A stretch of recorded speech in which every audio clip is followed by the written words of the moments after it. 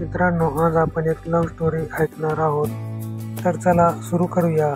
एका छोट्याशा गावात आदित्य आणि सान्वी एकाच कॉलेजमध्ये शिकत होते.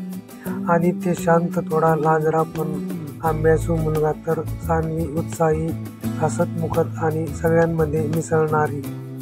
एका दिवशी पावसाळ्यात कॉलेजला जाताना सान्वीची छत्री तुटली. पाऊस इतका जोरात होता की रस्ता दिसेनासा झाला.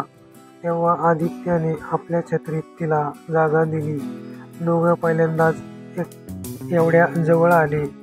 त्या पावसाच्या थेंबातून नकळत दोघांच्या मनात आपुलकीची बीज पेरली गेली.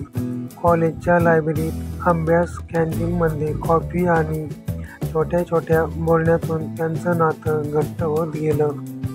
पण आदित्यला आपलं प्रेम व्यक्त करायचं धाडस होत नव्हतं. शेवटी एका दिवशी त्याने धैर्य गोळा करून तिच्या आवडत्या पेनमध्ये छोटी चिठ्ठी लिहिली.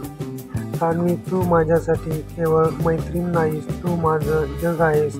तू माझ्यासोबत आयुष्यभर चालशील का? सान्वीने ती वाचून आदित्यच्या डोळ्यात पाहिलं, हसली आणि इतक्या आवाजात म्हणाली, आदित्य, मी आधीच तुझ्यासोबत चालते आहे, फक्त तुला जाणवलं नव्हतं.